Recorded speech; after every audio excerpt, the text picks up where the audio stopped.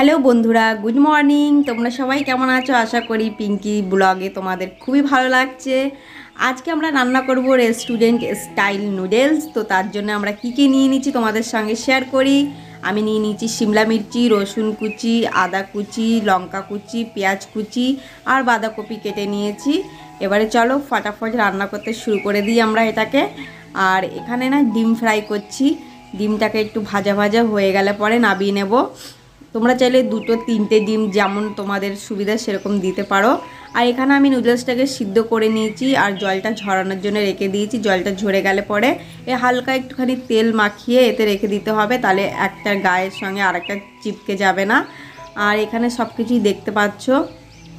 আর নানান রকমের তোমরা শিমলা মির্চি নিতে পারো চাইলে পরে। এখানে প্রথমে আদা কুচি, রসুন কুচি আর কাঁচা লঙ্কা কুচিটা দিয়ে দেবো। আর খুবই ভালো লাগে বন্ধুরা, বাইরের দোকানের থেকে তোমরা কিনে এনে খাও, কিন্তু দোকানের থেকে কিনে আনার থেকে এখন আমার মনে হয় বাড়িতেই রান্না করে এরকম মজার রান্না নিজের হাতে করে খেলে খুবই টেস্টি হয়। তাহলে বাড়িতে তোমরা অবশ্যই এই রেসিপিটা ট্রাই করবে। আর এটা মাংস কুচি দিয়েও খুব ভালো লাগে, মুরগির মাংস দিয়ে খুবই ভালো লাগে। তো চাইলে মুরগির মাংসও এতে দিতে পারো।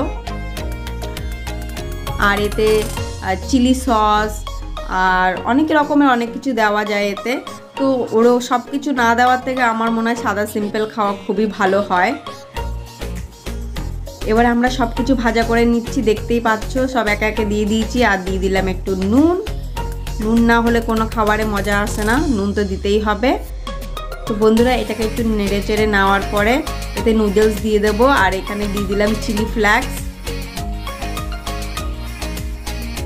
আধ ভাঙা শুকনো লঙ্কাও দিয়ে দিলাম আর নুডলস দিয়ে দিয়েছি। এবার এটা তেজ গ্যাসেতেই ভালো করে ফ্রাই করে নেব, দেখতেই পাচ্ছ। তোমরা বন্ধুরা বাড়িতে অবশ্যই ট্রাই করবে। আর এই মুহূর্তে আমি ডিমটাও দিয়ে দিলাম। এবার ভালো করে এটাকে নেড়ে চেড়ে নেবো আর এতে নুডলস মশলা দিয়ে দেবো। তো বন্ধুরা বাড়িতে কিন্তু অবশ্যই ট্রাই করবে। আমাদের নুডলস একদম রেডি হয়ে গেছে, দেখতেই পাচ্ছ। আর এতে দিয়ে দেবে একটুখানি শসা কুচি। তো আমাদের বাড়িতে ছিল না, তাই আমরা এখন কিছুই করিনি। তো আমাদের এটা ছিল খুব সুন্দর একটা ব্রেকফাস্ট। তো বন্ধুরা আশা করি তোমাদের ভিডিওটা খুব ভালো লেগেছে। ভালো লাগলে অবশ্যই লাইক, সাবস্ক্রাইব, কমেন্ট করবে। Bye bye.